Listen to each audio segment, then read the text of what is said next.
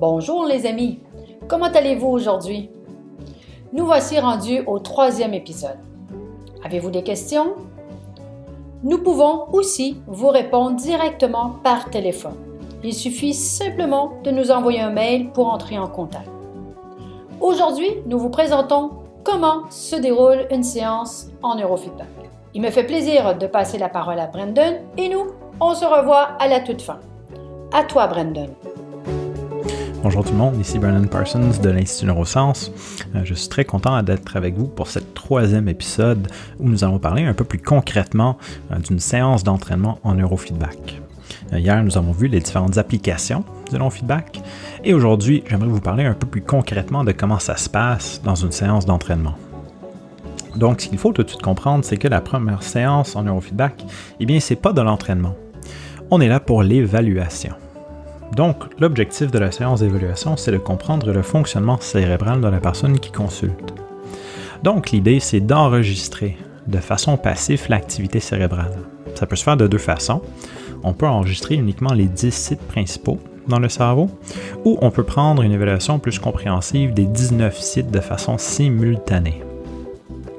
Dans un cas ou dans l'autre, l'objectif, c'est de comparer cette activité à une base de données normative afin de créer une cartographie cérébrale, des images très intuitives qui nous permettent de comprendre rapidement si nous avons par exemple des excès ou des carences de tel type d'onde à tel endroit. Si vous étiez avec moi pour l'épisode numéro 1, juste un petit rappel, on a parlé de 4 ondes cérébrales standards, le delta, le θ, l'alpha et le bêta.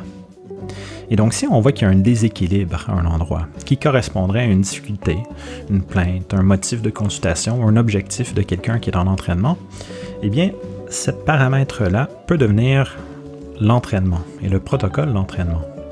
Donc, nous allons cibler par exemple les ondes bêta à tel endroit afin de les renforcer, d'en avoir plus.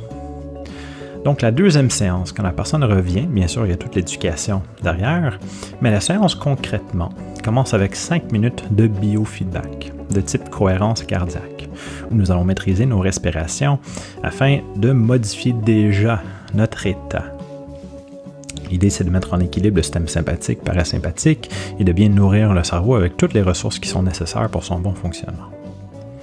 Ensuite, nous allons embarquer dans la séance d'entraînement neurofeedback en soi. Ici, la personne sera branchée avec des électrodes à nouveau, mais pas les 19 qu'on a fait pendant l'évaluation. Typiquement, l'évaluation se fait avec 19 sites, alors que l'entraînement se fait avec 1 ou 2 électrodes. Donc, on va cibler vraiment 1 ou 2 régions et quelques activités en soi.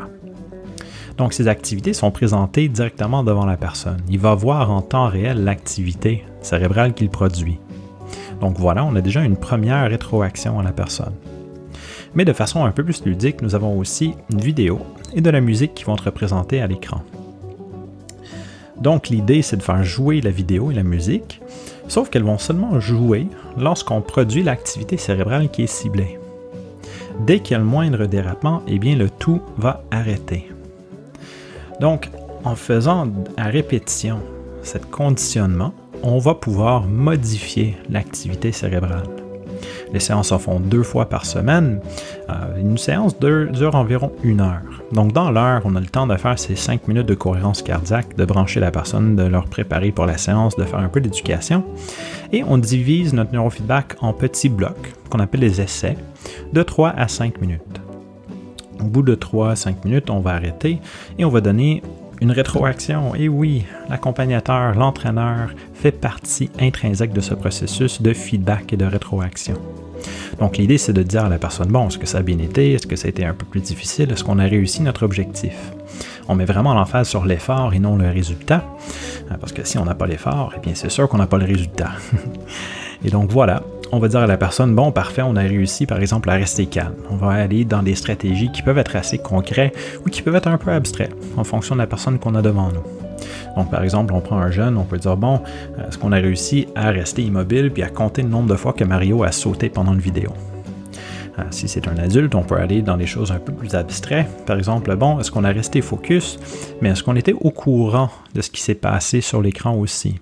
le moment où les ondes bêta ont beaucoup baissé. Par exemple, est-ce qu'on en a aperçu? Donc, est-ce que notre focus était ouvert, par exemple? Donc, vraiment, la limite de cette rétroaction, c'est la limite de l'imagination du coach. Vous êtes là comme étant guide. L'idée, c'est vraiment de trouver les stratégies, les efficaces, les moyens pour aider la personne à aider leur cerveau à eux et à avoir l'activité cérébrale demandée, être dans l'état qui est demandé.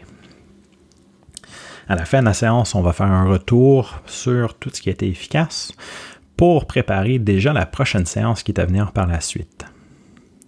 Donc, il y a quand même un processus en continu qui est fait.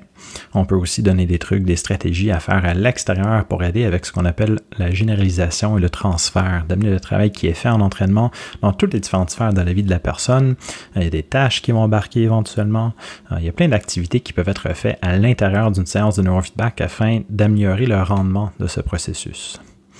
Donc, si vous voulez avoir encore plus d'informations sur cette technique, eh bien, restez avec nous, parce que demain, on va avoir un autre épisode. Et cette fois-ci, on va parler de la formation en neurofeedback et tous les différents aspects qui seront présentés lors de cette formation. Donc, déjà, épisode 1, on a parlé de qu'est-ce que cette technique de neurofeedback. Épisode 2, les applications. Aujourd'hui, nous allons regarder qu'est-ce qu'une séance de neurofeedback. Et demain, on va voir, en formation, concrètement, comment est-ce que ça se passe? Qu'est-ce qu'on va apprendre au niveau de cette technique? Donc, j'espère vous revoir demain. Je vous souhaite une excellente journée. Encore une fois, Brandon Parsons pour l'Institut Neurosciences. Merci beaucoup d'avoir été avec moi. Au revoir. Merci beaucoup, Brandon, pour tout ce partage. Nous voilà à la toute fin de cette capsule. Si autour de vous, il y a un intérêt pour le sujet, alors n'hésitez surtout pas à partager et même à liker. Laissez-nous vos commentaires juste en dessous. Nous vous répondrons, bien entendu, avec un grand plaisir. Pour ceux et celles qui désirent ne rien manquer, suivez-nous sur les réseaux sociaux, sur YouTube, Facebook, Instagram. Et nous avons pour les professionnels de la santé, de l'éducation et de l'accompagnement, un espace de discussion sur le groupe privé Facebook. Alors, on se dit à demain pour une autre capsule. D'ici là, portez-vous bien et je vous souhaite une très belle fin de journée au nom de toute l'équipe de l'Institut Neurosciences. À demain!